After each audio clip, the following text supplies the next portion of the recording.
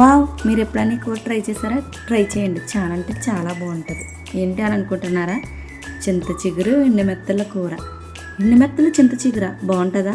బాగుంటుంది ఖచ్చితంగా. ఒకసారి ట్రై చేయండి. చాలా అంటే చాలా బాగుంటుంది. మరి ప్రాసెస్లోకి వెళ్ళిపోదామా? ముందుగా ఎండు మెత్తల్ని తర్వాత ఒక తీసి శుభ్రం చేసుకొని వాష్ చేసుకుని పక్కన పెట్టుకోవాలి. అందులోనే పసుపు, కారం, ఉప్పు వేసుకొని బాగా మిక్స్ చేసుకోవాలి.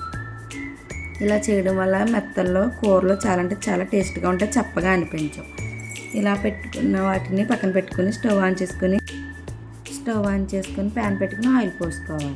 ఆయిల్ వేడైన తర్వాత మనం ముందుగా కలిపి పెట్టుకున్న మెత్తలను వేసుకొని వేయించుకోవాలి. ఇలా వేయించడం వల్ల కూరలో మెత్తలు చాలా అంటే చాలా టేస్ట్గా ఉంటాయి.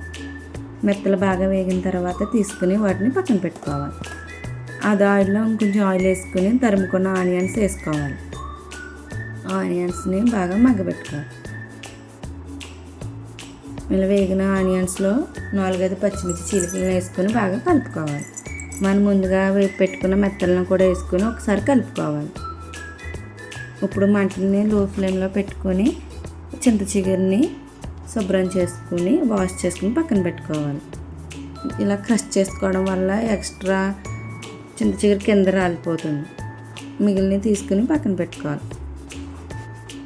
శుభ్రం చేసుకున్న చింత చిగురిని ఈ మెత్తలు ఆనియన్స్లో వేసుకుని బాగా వేయించుకోవాలి. ఇలా వేపడం వల్ల చింత చిగురు బాగా వేగుతుంది. అందులో ఉప్పు, పసుపు, కారం వేసుకుని కలుపుకోవాలి. మెత్తలకి ఇవి అన్నీ బాగా పట్టేలా బాగా కలుపుకొని ఒక 5 నిమిషాలు మూత పెట్టుకుని బాగా మగ్గించుకుంటే కర్రీ బాగా మగ్గుతుంది. అందులోనే సరిపడిన వాటర్ పోసుకొని ఒకసారి కలుపుకొని మూత పెట్టుకుని బాగా మగ్గనివ్వాలి.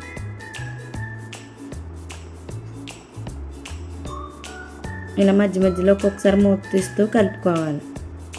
అంతే, కమ్మని చింత చిగురు ఎండు మెత్తల కర్రీ రెడీ. ఒక్కసారి ట్రై చేయండి, మళ్ళీ చేసుకుంటారు. అంత బాగుంటుంది. చింత చిగురు దొరికినప్పుడే వండేసుకోండి.